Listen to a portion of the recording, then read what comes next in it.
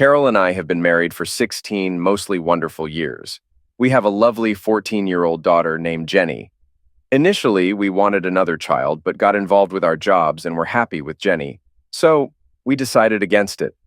I love my family and thought we had a loving marriage and close relationship. I've always felt lucky to have an intelligent, attractive wife, but sometimes I wondered if having such a pretty wife would lead to some difficulty. I was always amazed that such a beautiful woman decided to marry an average-looking guy like me. Whenever I brought this up, Carol would laugh.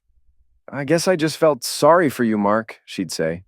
"You looked so dejected when I met you that first time. I just had to cheer you up." "Well, you sure did a great job at that," I'd reply. "After I met you, I've never felt dejected again. I love you." "I love you too, Mark." That teasing banter always got a big laugh from both of us. But lately, I've been thinking seriously about her answer. She was correct, you see, that I was depressed when Carol and I first met.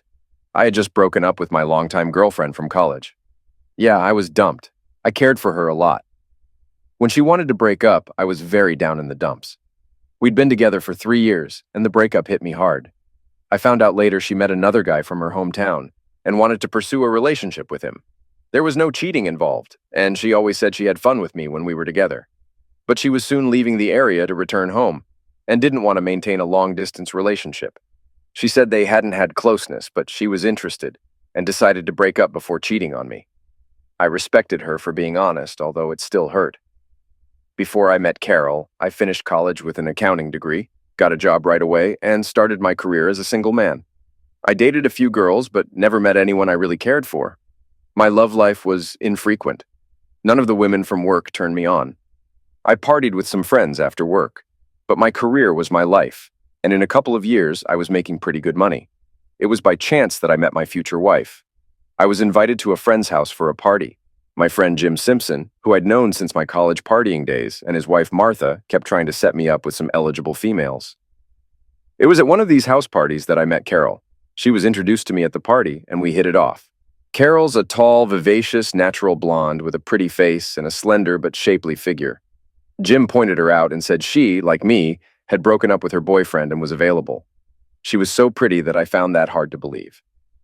Why would any guy in his right mind break up with a beautiful woman like her? Carol was pleasant and told me she was an art major and was graduating soon. She was not only beautiful and intelligent, but funny, outgoing, and very easy to talk to. We ended up chatting for most of the party.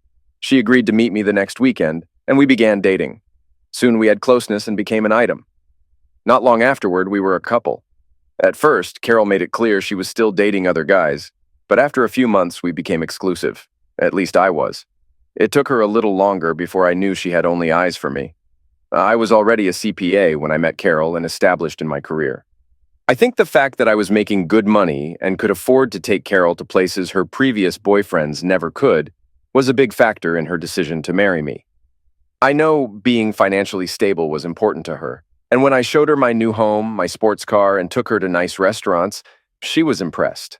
I'd like to think it was my good looks and charm that attracted her. But being honest, I knew that I was only average-looking and kind of reserved. Certainly not a stud. I believe she enjoyed our lovemaking. I know I did. I found out she was a lot more sexually experienced than I and had dated a lot of guys before me. In my mind, once we were married, it was forever, and those guys were history. She told me they were in her past, that she loved me and only me. I accepted her answer completely, and not long afterward, I asked her to marry me. When she said yes, it was the happiest day of my life. Jim Simpson had been a friend of mine for years. We played on a few sports teams and partied together. We lived in the same town and met up regularly to drink and hang out. Jim was married at the time, but when his marriage to Martha began to fail, I tried to help him get over his divorce. I found out later that he had been cheating on Martha, and she found out about it. She hired a shark of a lawyer and took my best friend to the cleaners. Jim's a handsome guy, loud and bigger than me. Once he was single and we went out together, I could see that women were attracted to him. He did date some really sexy chicks, even bringing them over to our house for parties and dinner. None of his relationships lasted longer than a few months. Carol and I talked about his problems, and she was the one that pushed me to keep inviting him over to our house. She kept telling me that Jim was down in the dumps about his life and needed our support. That didn't seem to fit, because I knew for a fact that he didn't need any help to get dates. Carol was insistent that we remain good friends and help him get over the bad memories of his divorce. I often told Carol she didn't need to worry about him so much. I didn't want to unfairly characterize my friend, so I never mentioned that he was a liar, a cheater, and probably deserved the divorce. I brought up that Jim was a good-looking single guy with a well-paying job, and told her how women seemed to flock to him everywhere we went. She disagreed. Carol said he was just hitting his depression about his failed marriage, that he was our friend, and we couldn't let him down. I guess I just went along with her opinion and kept up our friendship. He was my best friend for years, and the truth is, I was happy to have him around. That was the situation for a number of years. However, in the last few months, things began to change. As usual, Jim came around quite often, as had been the case for some time. But Carol increasingly kept bringing up his supposedly fragile emotional condition. It was strange because Jim didn't seem depressed at all. But she'd been like this for so long, I considered it a normal topic of conversation. However, when things grew even stranger around our house, I became suspicious. I was working harder than ever as an accountant. But over the last couple of years, my career had stagnated. I hadn't gotten the promotion I deserved. I still had a number of important clients and was still making decent money, and I was still providing for Carol, Jenny, and myself a good living. Carol was also working part-time at an art studio, making a small income. So our finances, while not improving much, were still on a sound footing. The problem was that after 10 years at my firm, I wasn't making the money I thought I should, considering the long hours I had to put in. I hoped for another raise to make up the shortfall. But when the economy took a downturn, upper management decided to have a series of layoffs. I kept my job, but my salary was cut. Luckily, Carol was still working, and our lifestyle at that time was pretty conservative. The problem arose when I told my wife we'd have to cut our expenses. When I informed her that we'd have to cancel our annual vacation, she was shocked. I explained the situation and told her that in addition to cutting our vacation, we'd have to cut back on a few other luxuries, such as going out so often. At the time, we usually went out every weekend to dinner, dancing, or to a show. Carol didn't understand why, after working so many years, our finances were in such a bad state. I went on to explain to my dubious spouse that my income had dropped and my prospects for a promotion in the short term were not good. Carol had always enjoyed an active social life. She had lots of friends, some of whom were rather snobby, and she loved to dress up and attend expensive social engagements. In the past, I reluctantly went along with her wishes when she'd accept invitations to some gala. But with my diminished income, the rather large mortgage, the car payments, and my responsibilities to our daughter's education fund, we had to cut back somewhere. Carol was not pleased when I informed her that we could no longer maintain our luxurious lifestyle. She was flabbergasted when I suggested canceling our visits to some of the expensive restaurants with her friends. Of course, that conversation led to an argument, and eventually a big fight over our future. At first, I didn't think it was unusual when my friend Jim was around during some of these arguments. He was coming over to our house several times a week at the time, so it was inevitable he'd witness some of these discussions. It was rather awkward when he seemed to favor Carol's side of the argument. He wasn't obvious about it. As Carol and I would discuss our issues, he'd listen for a bit, then offer an occasional comment that on the surface seemed conciliatory. But when I thought about it later, he seemed to always agree with Carol. When I brought up canceling outings with our friends, Carol turned to Jim and asked how he felt about it. The big guy would act thoughtful but eventually agree with Carol. He would reiterate her arguments and even offer to help us out with our finances if needed. I didn't like that answer. He went on to offer to drive if we wanted to go out somewhere. If Carol and I wanted to go to a club that had a cover charge, Jim even offered to pay whatever fee was required. If we were invited to a party, he'd pay for some sort of gift if necessary, so we wouldn't have to go empty-handed. I thanked him, but said no thanks. I wanted to make my wife happy, but I was irritated that he always offered to come to our financial rescue. I knew he could afford to help us out. He had left his previous job and was now working in some sales job, apparently doing quite well. One evening, Carol invited Jim over for dinner without telling me, which happened quite regularly now. As usual, she was a great hostess. We enjoyed a pleasant conversation as we finished the delicious dinner Carol cooked. After our daughter left to do her homework, we retired to the living room and opened a bottle of wine. We barely poured our wine and sat down before Carol reminded me of the upcoming annual charity event. I'd forgotten about it, although it was something we went to every year. I listened to her talk about how many of our friends would be there and how nice the event was. I already knew about this event and also how much it would cost to get in. When I explained that we couldn't afford any sort of party this month, Jim suddenly spoke up. He said he understood my reluctance, but that this event was for charity, and it would be a shame not to contribute in some way. Carol eagerly listened to him with a look of delight on her face. When my friend offered to assist us with the cost, Carol was elated. I, however, was pissed. He was well aware of our financial situation and my feelings on the subject. I guess I expected my best friend to support my decision, but that wasn't the case. Carol listened silently to my objections. Then she shot me a glare and glanced over at Jim. They shared a look that immediately raised my suspicions. "Come on, Mark," Jim said pointedly. "You know this is an annual event and one that we've never missed. It'd be a shame not to go over just a few bucks." "We've been going for years," I replied. I was also disappointed, but I knew that we needed to keep our expenses down so we could afford the large mortgage payment that month. "We just have to go, sweetheart," Carol insisted, patting my hand. "I know it will be a little tight, but everyone we know will be there." Jim chipped in. "You know the guys would love to see you, Mark. I know they're all looking forward to it. It'll be a blast." Before I could reply, Carol squealed, "We had so much fun last year, remember, honey?" I shook my head no, and Carol scowled. With a determined glare, she said, "I'm serious, Mark. We have to go, honey. All our friends will be there, and I've already spoken to Mary and Gwen. I don't want them to think that we don't contribute to charity. Everyone wants to give to charity. But I was thinking that if we don't get our finances together, we'll be the ones that have to accept charity. It's just not in the budget this year," I told them flat out. "Maybe next year." "But it'll be a blast," Jim said, smiling. "Of course it will," Carol said. She pouted and turned to Jim. "But darn it, Mark just doesn't want to go." Jim questioned my decision again. Before I could answer, my wife began to complain about how cheap I was. Nothing she said was a secret. I'd been holding back on some of our expenditures. She turned her attention to Jim and listed several times she couldn't do what she wanted because I refused. "You see, Jim," she said to him, ignoring me, "I'm trying to enjoy a great social life, but Mark's not letting me. He's getting cheap in his old age." Carol made me sound like a disagreeable old man. I tried to reply calmly, but it was difficult. "I'm not cheap, Carol, just realistic.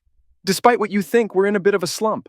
Spending money we don't have is just stupid. In our situation, I don't want us to overextend ourselves." "But think of all the good that we can contribute, honey," Jim quickly added. "You know it's a charity event, right, Mark?" "Of course I do," I exclaimed in exasperation. "But it's $75 a plate. Then there's the parking fee at the club. And after an expensive dinner that we can't afford, there's the charity auction. We'll be expected to bid on overpriced items that we'll never use. Charity or not, we can't afford it." That led to an acrimonious discussion about my diminished position at work and my reduced salary. Jim already knew some of it, but they were sensitive issues I wanted to remain private because I was rather embarrassed about it. Carol smelled blood and was really venting now.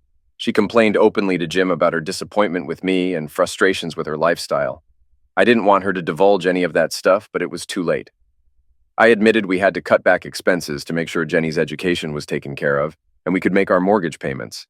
I hoped that would put some sense of reality into my wife, but she was unsympathetic. "See what I mean?" Carol sneered, gazing hopefully at Jim. "He always comes up with some dumb excuse not to go out."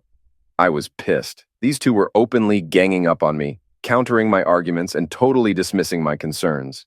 Carol was gazing hopefully at Jim, waiting for him to say something to support her. Jim glanced at her and then looked at me with a sympathetic look. "Well, Mark, why don't I cover you then?" he quickly offered. "I don't want to go by myself and I have the cash. It's not a problem. It'd be my pleasure to take you and Carol out to this event. You know we always have fun. I'd be disappointed if you weren't there. After all, you've been there for me for the past year after my divorce. So in a way, I'll be paying you back. I'd love to take you both to keep me company. I'll drive and even pay for the babysitter, too." "Really?" Carol squealed, elated that someone was coming to her rescue. "Oh gosh, Jim, that's wonderful. Thank you so much." Before I could reject his offer, she ran around the table, hugged the guy, and kissed him, crying repeatedly, "Thank you, Jim. Thank you." I was steaming, not just about Jim contradicting my decision, but also about Carol's gleeful reaction to his offer. She cared nothing about my opinion and practically threw herself at him. Right now, she was gushing openly like he was her savior. I shot Jim a look of disapproval as Carol continued to hug him. Carol squealed and Jim bashfully accepted her praise while I sat across the table feeling angry and disgusted. Despite what Carol said, I had no intention of accepting anyone's charity, even if it was from a friend. I was most put off by Carol's exuberant physical response. By now, Jim had his arm around her waist as she kissed his cheek and hugged him warmly. In no uncertain terms, I quickly rejected his offer. My pride wouldn't let me accept a handout from anybody. They stopped hugging and Carol considered me coolly. "Come on, Mark," Jim said. "Don't be upset." Noticing my dark expression, he told me with a smile, "Let's just go to that thing and have some fun. We can worry about the money later." "No way, damn you. I'm serious about this," Carol declared. "Oh, just be quiet, Mark. You can pout about this all you want, but we're going, and that's final." "We'll see about that." She looked at me like I was crazy. She got a weird look on her face, shook her head, and pulled away from Jim's embrace. Then she trotted to the kitchen, grabbed her cell phone, and called up one of her friends. With Carol in the other room, Jim and I sat there in silence. I glared at him across the table, as we both heard my wife in the other room chattering away. He looked a little uncomfortable as Carol chatted giddily with her friend. "Oh, yes, we're going. I told you we would," she cried into the phone. "Oh, yeah, I know. Well, not really, but I told you we were going. I know what you thought, girl, but you knew Jim would come through for us. He's been such a good friend." "No, I don't think so. But you know how we can—" Her voice suddenly slipped to a lower volume to where I couldn't hear her anymore. Then Carol peeked into the living room and glanced over at me with a smug look. She spoke quietly into the phone as she headed back into the other room for privacy. After that confrontation, the friendship Jim and I shared was broken. I thought as my buddy he would have taken my side, but he didn't seem to be bothered about ignoring me. He tried a few times to explain that he just wanted Carol and me to have a good time, so I should just accept it. In my mind, he had taken sides, and it wasn't with me. A while later, my wife came back into the room with a huge smile on her face. She once again thanked Jim, hugging him and kissing his cheek. It seemed a bit over the top to me when she didn't seem to want to leave his embrace. I told them again that we're not going, and that was my decision. Jim tried to intervene, and Carol kept hugging him, informing me that she was going and wouldn't hear of it. I kept shaking my head, but both Jim and my wife weren't listening. They seemed determined to use the time before the event to get me to change my mind. Looking back, that argument may have been the beginning of the end of my once happy marriage. The week before the charity event was frosty in our house. Even our daughter Jenny noticed the deep freeze. She was 14, but she wasn't stupid. She knew about the charity event and knew there was a simmering issue between Carol and me that wasn't being resolved. "What's the matter, Dad?" she asked one day when Carol was out of the room. "I know that you and Mom are arguing about something. She wants to accept charity and I don't want to." "Charity? You mean welfare or something?" "Not exactly, but it might as well be welfare," I told her. "I wasn't brought up to depend on anyone. It's a matter of pride, darling. Once you start taking money from people, it's hard to stop. I've never accepted charity in my life and don't intend on starting now." "It's about that charity event, isn't it?" "Yes, we simply can't afford it, Jenny. I'm not taking a handout just to put on a big show for our friends." "But Mom said it's from Uncle Jimmy," she replied, studying my reaction. "He's your friend, isn't he?" "I'm sure he doesn't think it's charity, just one friend helping another." "Is that how your mother sees it?" Jenny lowered her eyes. "Well, we spoke about it. A little." That wasn't any surprise. Carol was pleading her case to get Jenny on her side behind my back.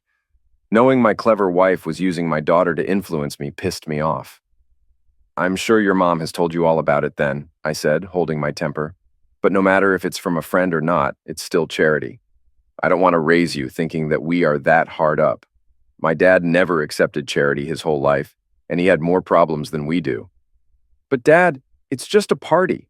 It's not like we're accepting cash, you know? And Uncle Jimmy is our friend." I was getting annoyed that she kept referring to Uncle Jimmy. I guess that's how Carol must refer to him when I'm not around. I answered my daughter with a little more anger than I should have. "If your Uncle Jimmy," I sneered, accentuating his label, "was really my friend, he'd keep his big mouth shut, his nose out of my affairs, and leave my family alone." My bitter reply caught Jenny off guard, and she drew back, looking scared. Then she ran up to her room and closed her door. I felt bad for speaking so bluntly, but I was sick of hearing about Uncle Jimmy and his gratuity. I needed my family to support my decision, although it seemed that wasn't the case. Each day, Carol kept smirking at me. I kept insisting that we weren't going to any charity event, with or without Jim's help. Each time we had that discussion, she shot me a dark look, and we had another argument. A few days before the event, Carol addressed me with undisguised aggravation. "Listen, Mark," she said, I don't know why you got your panties in such a bunch about this. You know we go to this event every year, and I don't intend to miss it this year, despite your problems at work. I know we're having a little financial difficulty right now. I get it, but we're certainly not poor, and we still need to keep up appearances. If we don't attend, all my friends will be aware of our problems. They'll be talking about us, about me, and I don't want to hear the gossip about it later. Jim has offered to help us out, and if you're the man I thought I married, you will accept it with a smile. So that's it, I blurted out angrily. I'm not man enough now? Oh crap, Mark. Will you just stop? Of course you are. Just grow up. Then it's all about the gossip. Not all about it, but yes, I want our family to look good, and I do want to be considered a valued member of our social group. We have made a lot of friends over the years, and I want to go have an enjoyable evening with them. Don't you want to be seen with me? That's not fair, and you know it. Of course, I want to be seen with you. I love you and always have. But this argument has gotten me quite pissed off. I thought you would support your husband as a good wife should, and try to understand our situation. I can see that's not the case. So if you want to disrespect me this much, just go without me. You asshole, she cried angrily. You think I'm not a good wife? That's a bunch of crap and you know it. For 16 years, I've taken care of you and Jenny without so much as a complaint. Lord knows I could have complained about a lot of things, but haven't. Like what, damn it? She gazed at me with an icy glare. For a moment, she didn't speak. The silence was deafening as I waited her out. So you're going to be mad about this, are you? She said bitterly. I thought I could convince you that it would be good for us to have a night out together. Lord knows that hasn't happened lately. You haven't taken me out on a real date in months, and I'm sick of it. That's a lie. We go out to dinner as a family every week. We also go out dancing occasionally. Just not to those posh, expensive joints you're hooked on. I told you, Carol, we can't afford that right now. Once Jenny's education is taken care of, I'm sure things will loosen up. Carol looked like she'd bitten into a lemon as she listened to me. She seemed to come to a decision and suddenly calmed down. But the triumphant look on her face was troubling. Some idea of a husband. If you aren't going to give me this one night out, then I guess I'll have to be Jim's date. I'm sure he'll be proud to have me, even if you aren't. And don't think it's going to be a platonic date either. I'm going to give your buddy all the attention that I would have given you, and I know he's going to appreciate it. You witch! I snapped with more anger than I'd felt in a while. I should have known you had this in your head. Don't let me stop you then. Go out with him, but don't think I'll forget this sordid betrayal, and I won't forget Uncle Jim's part in this either. I stomped out of the room and slammed the door as she yelled, You a-hole! I'm going, damn it! Well, that didn't go well at all. As I stomped away, I passed by the living room. Jenny was watching TV. I know she heard the whole argument when she glanced over at me with a frightened look. I wanted to hug and console her to soothe her fears, but I was too worked up at my stubborn wife to say anything nice. So I just went out on the patio and sat in a chair, steaming. The day before the charity event found our house bitterly cold. Jim called me a few times during the week to convince me to change my mind. I wasn't having it, and the last time I just hung up on him. Our finances were shaky enough, and we simply had to cut back. I had to face facts to keep our family secure, even if my wife wouldn't. If she wanted to make an issue about this, then she was going to get her wish. The night of the event, I'm sure Carol fixed dinner, but I made it a point to stay away and eat out at some cheap place that night. I got home after Jenny and my wife finished eating. I mumbled some greeting and Jenny said, Hi, Dad.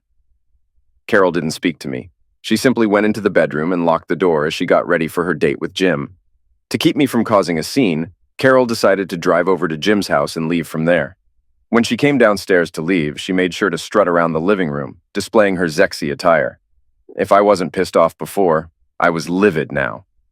She had on a short, tight aqua dress I'd never seen before.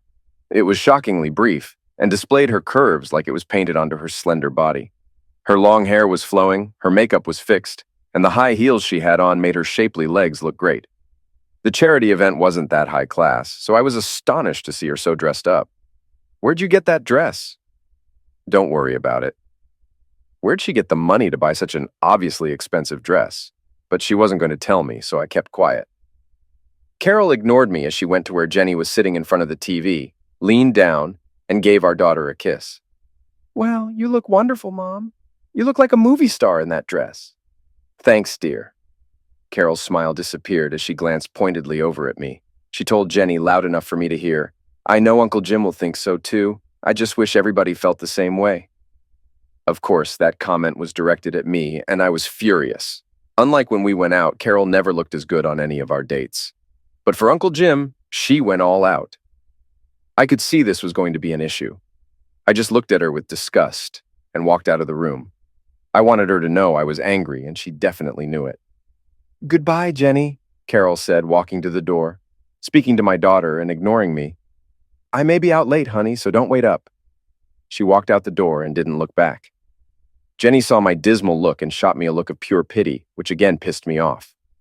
I knew she hated being in the middle of this, and I wasn't happy either. Something about my daughter pitying me made me even angrier. I marched to the den and shot off a quick text to my former best friend. "I thought we were friends, Jim. Now that you're dating my wife, I know you're just another sleazy a-hole. After tonight, don't bother contacting me and don't consider yourself my friend. You're not welcome here ever again. Have a good time with my witch of a wife, you prick." I quickly got one back. "It's not a date, Mark, and you know it. I wanted you to come, but you're too stubborn. I'm just letting Carol have some fun, and then I'll make sure she gets home safe. We'll have to talk later. Please don't be upset with me." I sent back, "Screw you, craphead." I didn't hear back. I tried to keep my mind off my wife, but it was impossible. Jenny and I watched TV for a while and tried to converse like nothing was wrong. I don't even know what we watched. She could tell I was upset. To her credit, Jenny spoke kindly to me and tried to make me feel better. I was pleased about that, but it wasn't going to be a good night, and we both knew it. Around 10, Jenny went to bed. It was early for her, and the situation was so awkward, I guess she couldn't take the tension. I could hear her talking on her cell phone with somebody when I went to bed. Somehow, I managed to sleep, but I was woken up by the noise of the front door closing. I glanced at the clock and saw it was 2:30 in the morning. I could hear voices downstairs and knew it was my wife and my former friend. I rolled out of bed and glanced into the living room. They were still near the front door, and it was clear Carol was sloppy drunk. So drunk and unstable she was hanging onto Jim's arm for support. Her hair was messed up, her eyes were droopy, and she was swaying and giggling. "Thank you for such a wonderful time tonight, Jimmy," she laughed, slurring her words and hugging him close. She threw her arms around his neck, pressed her lean body against his, and gave him a steamy kiss on the lips. It lasted far longer than was proper, and Carol didn't seem like she wanted it to end. Finally, Jim pulled back and glanced around tentatively. "It was fun, but it's late, and you should get to bed now, Carol." "But I don't want to. Go to bed. Mark might be worried about you." "Screw him," she sneered with a giggle. "He's a wet blanket, and I had so much fun with you tonight. Let's do it again, okay?" I was at the top of the stairs where they couldn't see me. Jim looked uneasy as he glanced toward the hallway. He knew where our bedroom was located.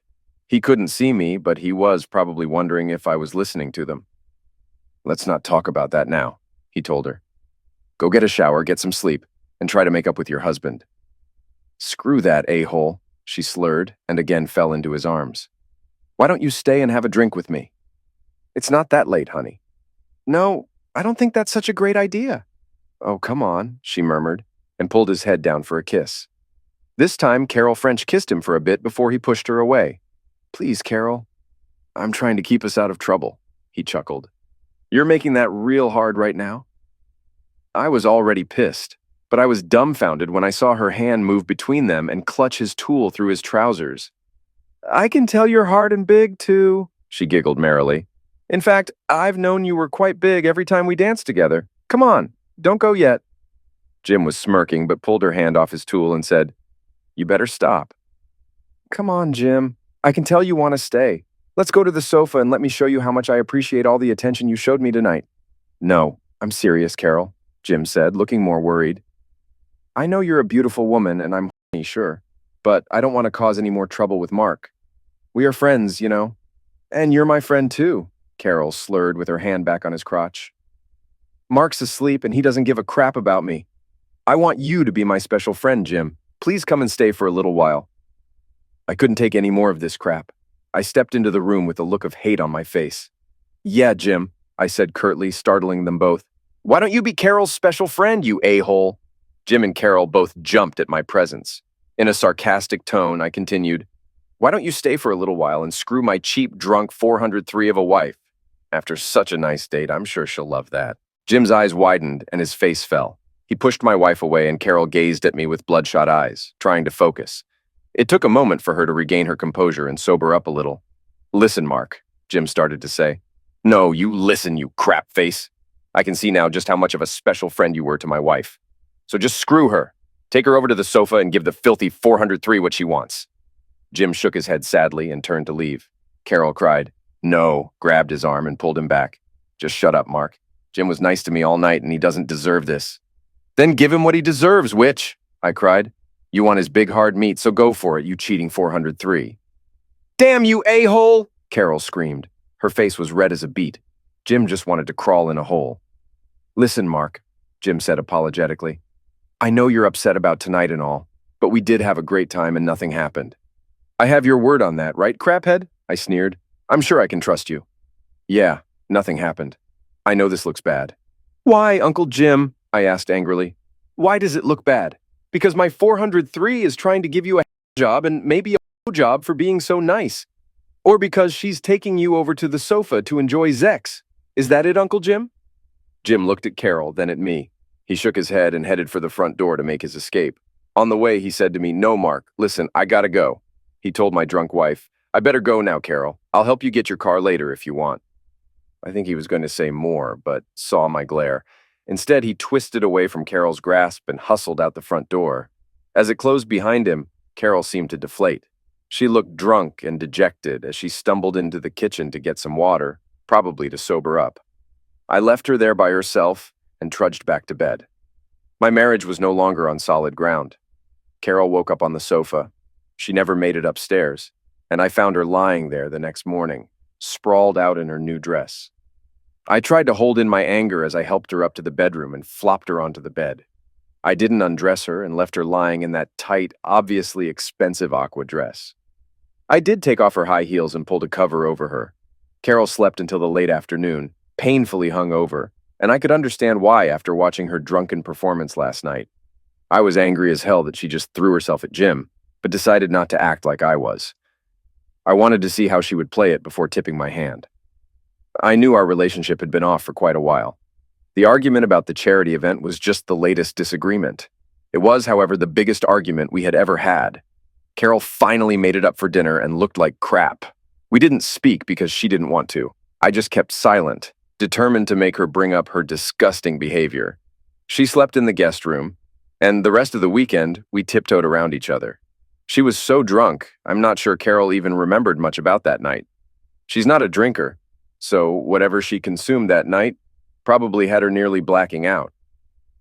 Saturday morning, I made Jenny and myself breakfast. She mentioned Carol coming home with Jim and asked what the argument was about. I didn't offer much of an explanation, just that we're still working through the charity event issue. Jenny accepted that vague explanation and left the house early. She told me she was going to go over to a friend's house. I told her to call in a few hours to check in. I went to work Monday as usual.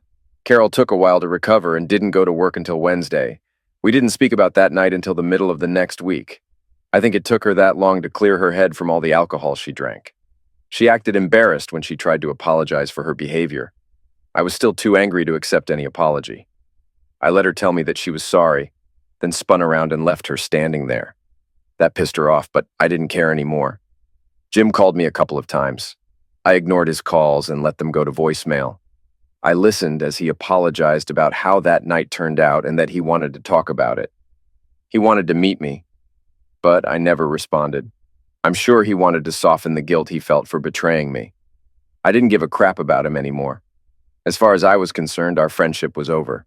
One evening, when I was out washing the car, I went inside for something and heard Carol speaking on the phone in the kitchen. She didn't know I was there, so I tried to listen to her conversation. "Yes, it was wonderful," she told whoever she was speaking to. "I know he's still pissed at me. Ha ha, you're so what? Thanks. No, Mark didn't get it. It was Jim that bought it for me. Yeah, I know, it cost a fortune. He's such a sweetheart and so handsome. I would've. Ha ha. But Mark woke up as I was trying to get him to. Yeah, I know. Mark saw me trying to get him. And yes, I know. Yeah, ha ha ha. Oh, it sure was not only big, but hard, too. Real hard." My wife was talking to one of her girlfriends about Jim's meat. Oh, Mark would have a fit if he knew that. "No, you can't tell him. No, ha ha. I have to keep that quiet. I hope he does. We're trying to figure out when. I know, but I have to be careful. Mark doesn't know. You know he called me. He's been calling me all week. I don't know if I can. Of course I want to. Who wouldn't want to date with a guy like Jim? You better not. I'm serious. Okay, I know. She chatted a little more, but I'd heard enough. I was almost sure she was going to date my ex-friend. I could hardly believe how much our marriage had crumbled in the last few weeks. I caught Carol on the phone a couple more times. Whenever I entered the room, she'd either turn away and speak softly or simply hang up. On the weekend, Jim suddenly showed up at our house in his big SUV. I was in the driveway fiddling with my car when he pulled in front of the driveway. He got out of his big car and strode up our walk smiling as if everything was fine. Carol must have known he was coming because the second he got out, she immediately came outside with a weird smile on her face. We hadn't been speaking, so when she approached me and began to speak to me, I was immediately on my guard. "Hi, honey. I invited Jim over for dinner," she told me flat out. When I started to object, she held up her hand to stop me. "Listen, Mark, I know what you're going to say. You're still upset about that night, but I think that you two need to talk. Jim wants to. We need to get over this and get back to being friends again." Jim was a few feet away and smiled as he approached. "Hi, Mark," he said good-naturedly, holding out his hand. "Nice to see you again, buddy." I just stared at that idiot with a cold look. Trying to diffuse the situation, Carol moved next to me with a sweet smile and slipped her arm around my waist. She whispered, "Go on, honey," with a big smile as she tried to coax me forward to shake his hand. I just let it hang there in the air and ignored it. Jim's smile disappeared as he realized the insult and lowered his hand. Next to me, my wife tried to soften the tense atmosphere. "Hi, Jim," she gushed, ignoring my harsh glare. "Nice to see you. I'm glad you came over today. I was just telling Mark it was time to clear the air and—" "Screw you," I snapped. Carol was startled. Her bright smile wilted a bit. "Please, Mark," Jim said. "I know you're still upset, but—" "Oh, you got that, did you?" I felt my wife's arm tighten around my waist. She stumbled against me, trying to keep me from getting any angrier. "Please, honey," Carol purred, pressing my arm against her breast. She tried to kiss my cheek. "Don't be mad at him. It's my fault what happened, not his. Jim's been your friend for so long, and I know you miss him. He misses you too, right, Jim?" "That's right," Jim quipped. "Come on, Mark. No hard feelings, right, buddy?" I shot him a look that could kill. Then I twisted out of Carol's grasp. I looked straight into his eyes, wishing I could shoot this creep. "So tell me, buddy, did you have a good time with my wife at the charity event?" "Well, yeah, of course we did," Carol chirped. "We wanted you to come, Mark. It would have been more fun if you were there, honey. You would have loved it."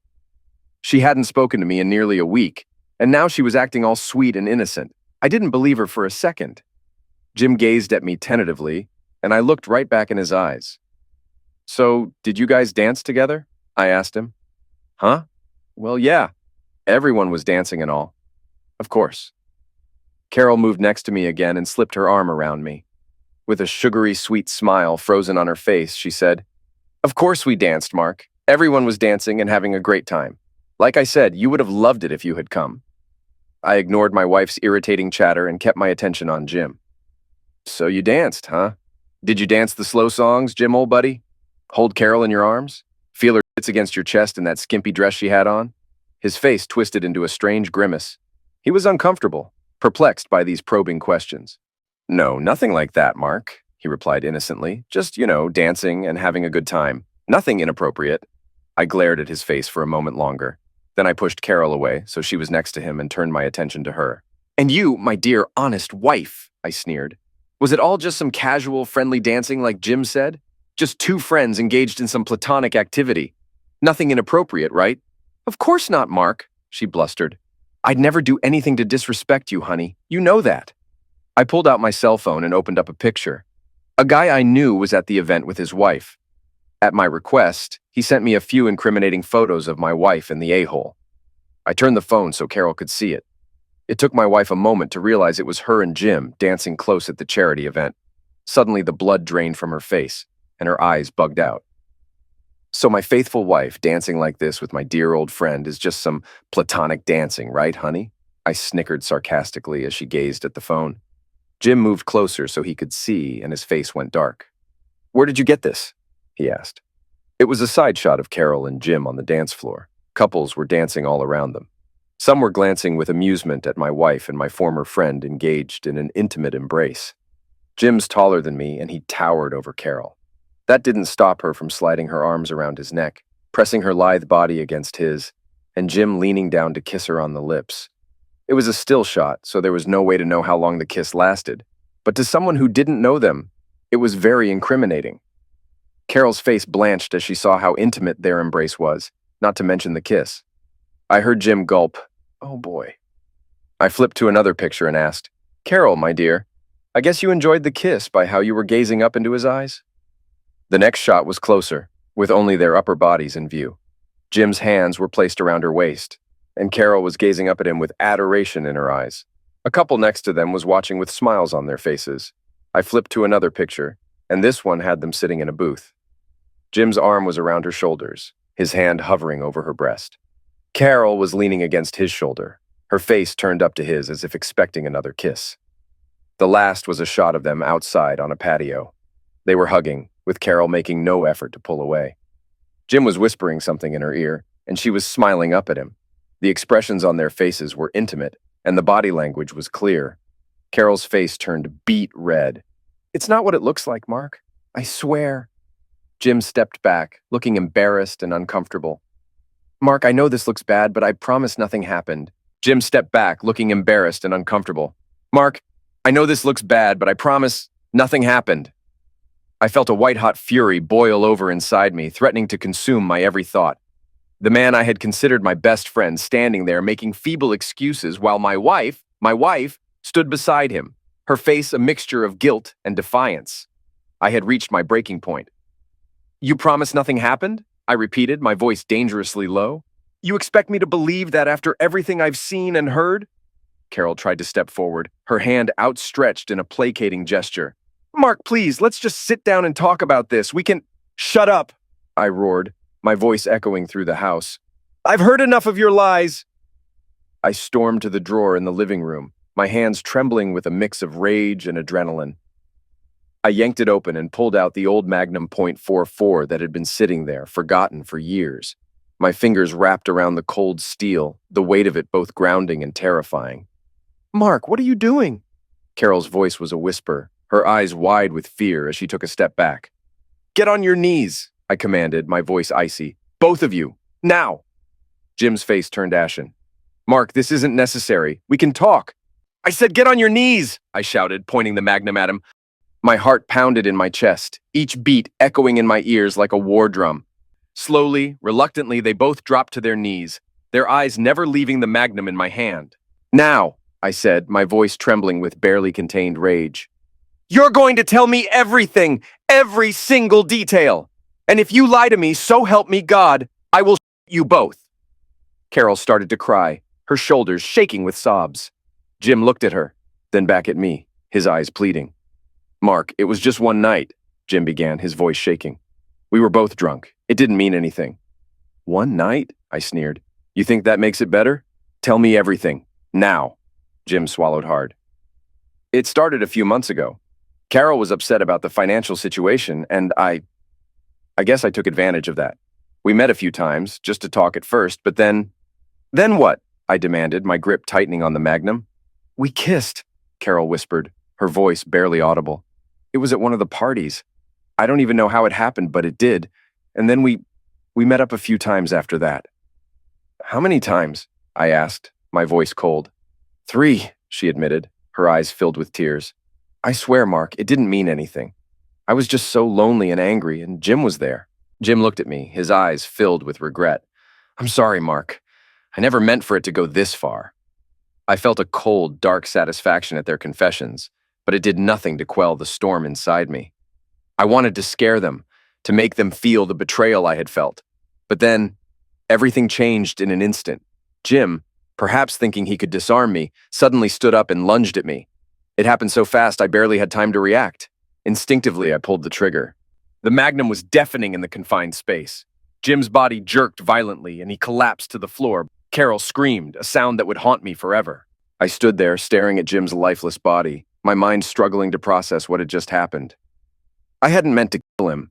I just wanted to scare them, to make them confess. But now, it was too late. Panic set in. I had to get out of there.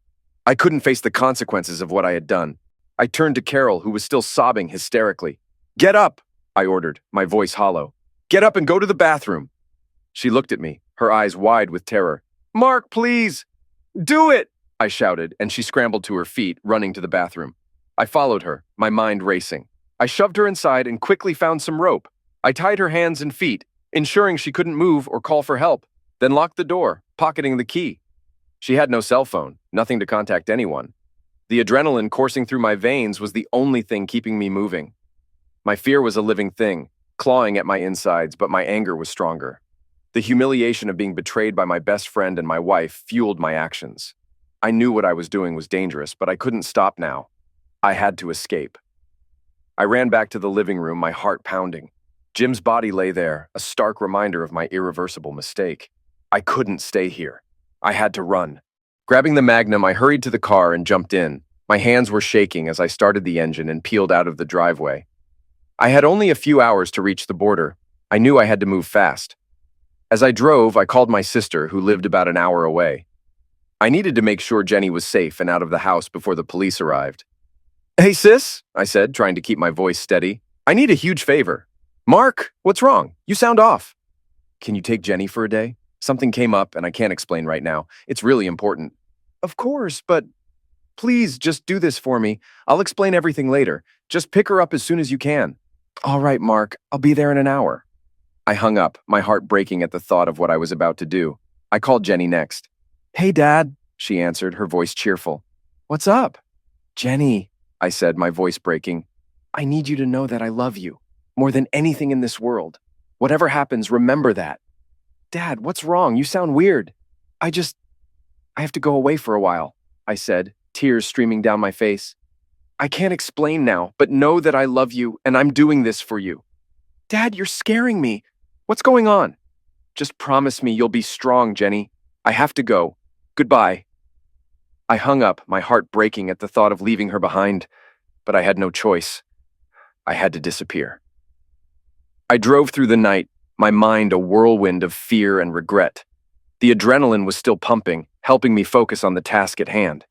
The consequences of my actions were too severe to dwell on now. I needed to escape. Just before reaching the border, I pulled over to the side of the road. I knew I couldn't risk being caught with the Magnum.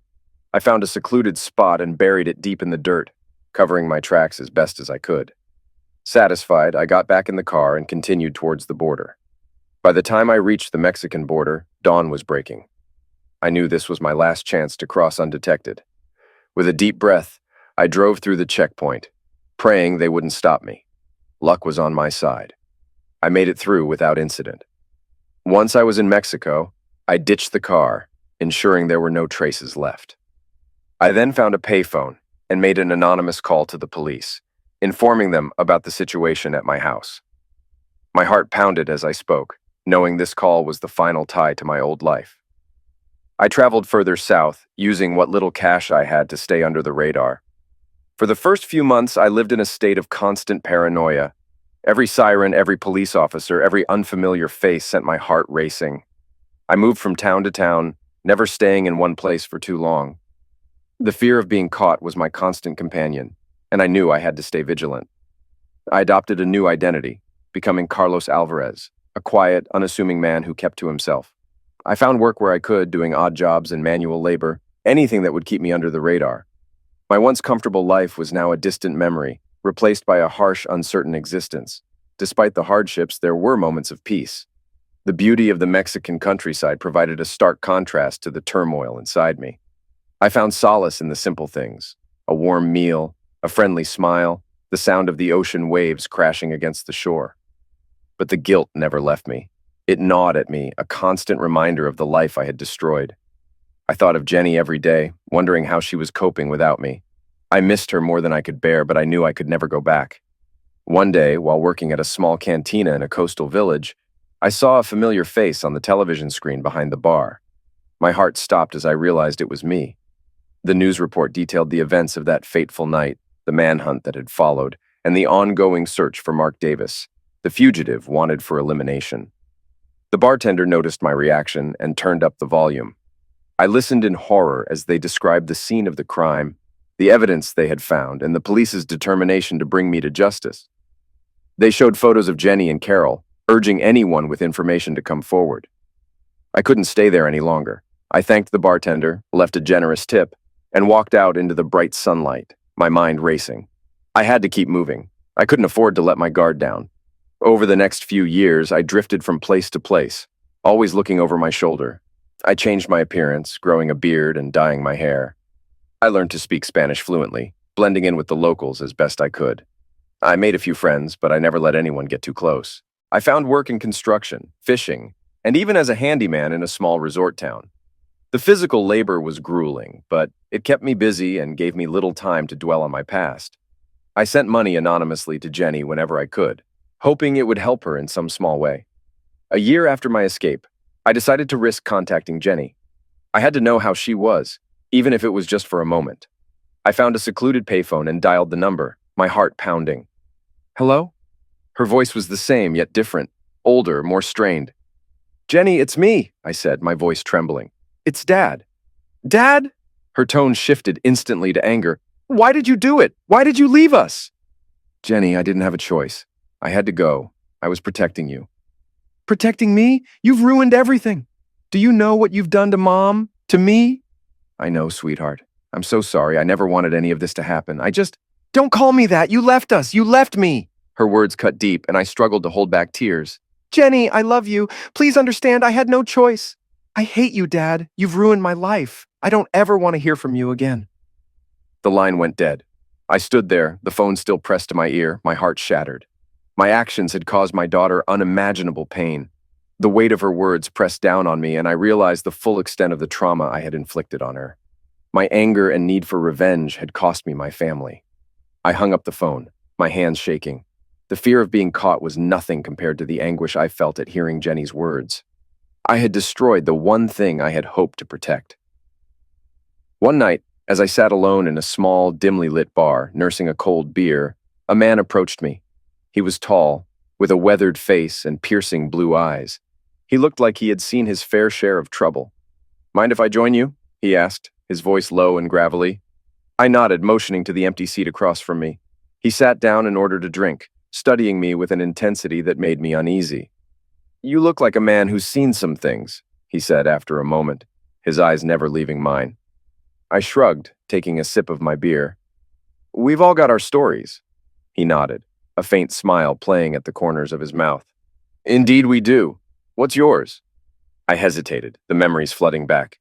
"Just a man trying to leave his past behind." "Aren't we all?" he said, raising his glass in a silent toast. "Here's to new beginnings."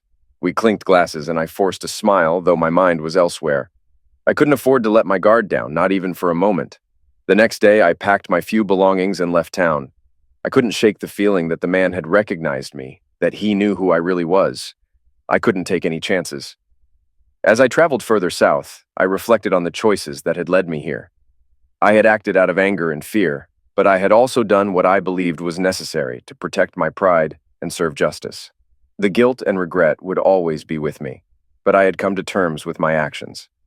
I settled in a remote village near the coast, where the people were kind and the pace of life was slow. I found work as a fisherman, spending my days on the water and my nights under the stars. The simplicity of this life was a stark contrast to the chaos I had left behind. Years passed, and I slowly healed. The physical labor made me strong, and the quiet moments of reflection allowed me to find peace. I still thought of Jenny every day, but the pain of our separation had dulled with time. I knew she was better off without me, and that thought gave me some comfort. One evening, as I sat on the beach watching the sunset, I felt a sense of calm wash over me. The past would always be a part of me, but it no longer defined me. I had found a new life, a new identity, and in that, I found a measure of redemption. The news reports eventually faded, and the world moved on. I was no longer Mark Davis, the fugitive. I was Carlos Alvarez, a man who had made mistakes but had also found a way to survive and heal. I had built a life here, one that was humble but fulfilling. As the sun dipped below the horizon, I knew that I could never fully escape my past, but I had found a way to live with it, and in that, I found strength. I stood up, brushed the sand off my clothes, and walked back to my small, weathered house. The future was uncertain, but I was ready to face whatever came my way. I had survived the darkest moments of my life and emerged stronger for it. And as I lay down to sleep that night, I felt a sense of peace I hadn't known in years. The journey had been long and painful, but I had found my way. And in the end, that was all that mattered.